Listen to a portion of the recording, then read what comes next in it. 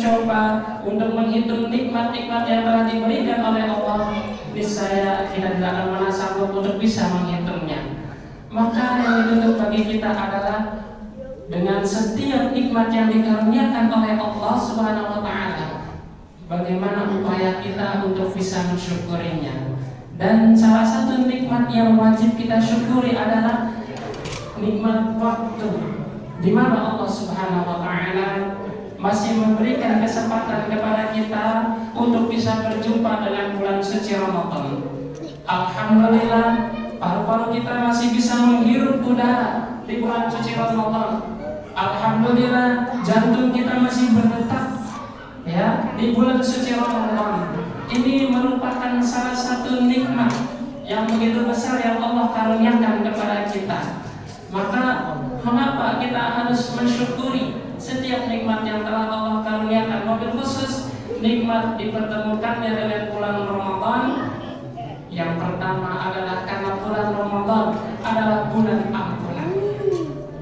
Ya, amal-amal yang kita kerjakan di bulan suci Ramadan itu berpotensi untuk mendatangkan ampunan dari Allah Subhanahu wa taala. Ibadah saumnya, ya, sebagaimana Nabi sallallahu alaihi wasallam bersabda, "Man shoma Ramadhana imanan wa ihtisaban, ghufira lahu ma taqaddama min dhanbihi." Ya, barang siapa yang berpuasa karena iman dan mengharap balasan dari Allah, niscaya Allah akan mengampuni dosa-dosa yang telah lalu. Bayangkan dengan ibadah saum yang kita kerjakan, itu berpotensi untuk mengampuni dosa-dosa kita. Maka bulan yang penuh dengan maghfirah ini boleh jadi ini cara Allah Subhanahu wa taala. Dengan kita dipertemukan bulan suci Ramadan ini merupakan salah satu cara Allah untuk mengampuni dosa-dosa kita dengan amal-amal yang kita kerjakan di bulan suci Ramadan. Kemudian mengapa kita perlu bersyukur terhadap nikmat Ramadan? Karena Ramadan adalah bukti cinta Allah kepada kita. Berapa banyak ya pada Ramadan tahun yang lalu mungkin ada handai tawan kita, sahabat kita, tetangga kita, kerabat kita, ya, atau orang-orang yang kita sayangi, ya, masih membersamai kita, masih melaksanakan puasa bersama, masih melaksanakan iftar bersama, masih sahur bersama. Namun pada bulan suci Ramadan tahun ini mereka telah dipanggil oleh Allah Subhanahu wa taala. Mereka sudah berada di alam barzakh, yang mana kalau mereka boleh berangan-angan, mereka ingin diberikan kesempatan untuk bisa kembali ke dunia, untuk bisa melaksanakan satu amalan, walaupun hanya dengan melaksanakan sholat satu rakaat, walaupun hanya dengan bersedekah. Ini merupakan bukti tanda cinta Allah kepada kita. Maka wajib bagi kita untuk mensyukuri nikmat yang telah Allah berikan kepada kita, yaitu nikmat Ramadan. Lantas bagaimana cara kita untuk mensyukuri nikmat Ramadan ini? Yakni dengan ihsanul amal, dengan memperbagus amal. Salah satu contoh, Nabi Shallallahu Alaihi Wasallam diberikan anugerah nikmat oleh Allah yang begitu besar. Salah satu nikmat yang diberikan oleh Allah Subhanahu Wa Taala adalah Allah Subhanahu Wa Taala mengampuni dosa-dosanya, baik yang terdahulu maupun yang akan datang. Tapi lihat, ya, sebagaimana yang diceritakan oleh Ibunda Aisyah, karena Nabi Shallallahu Alaihi Wasallam yaqum min al-lail hatta tatafattara qadamah. Ini Nabi Shallallahu Alaihi Wasallam melaksanakan sholat malam itu sampai bengkak-bengkak kakinya. Bayangkan, ya, fakutulah. Kemudian Ibunda Aisyah bertanya kepada Nabi Shallallahu Alaihi Wasallam, lima tasma'u hadza ya Rasulullah, qad ghufira laka ma taqaddama min dzambika wa ma ta'akhkhara.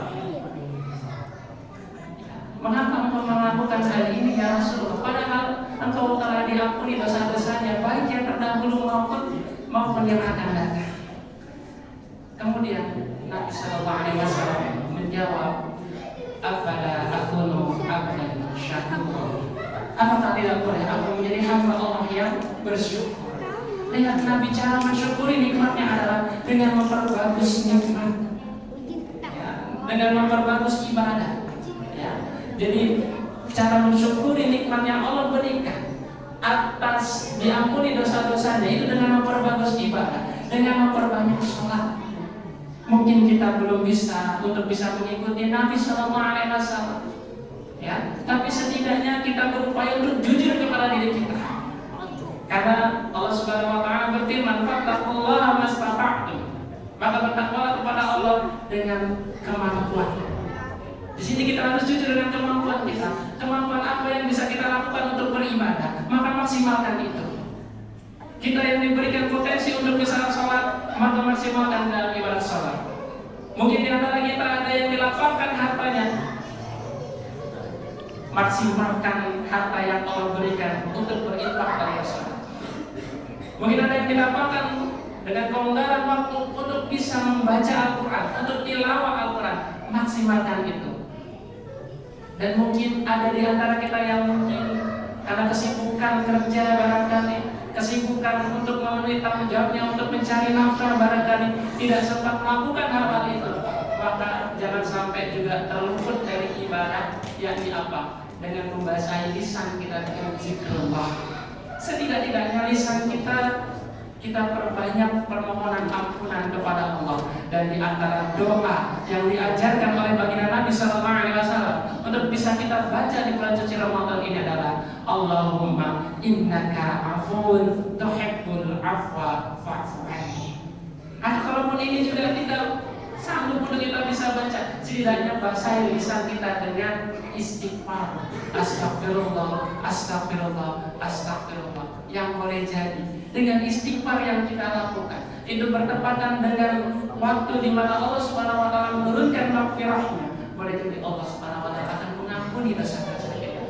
Mumpung kita masih dipertemukan dengan bulan suci Ramadan, mari kita berupaya untuk jujur kepada diri kita sendiri.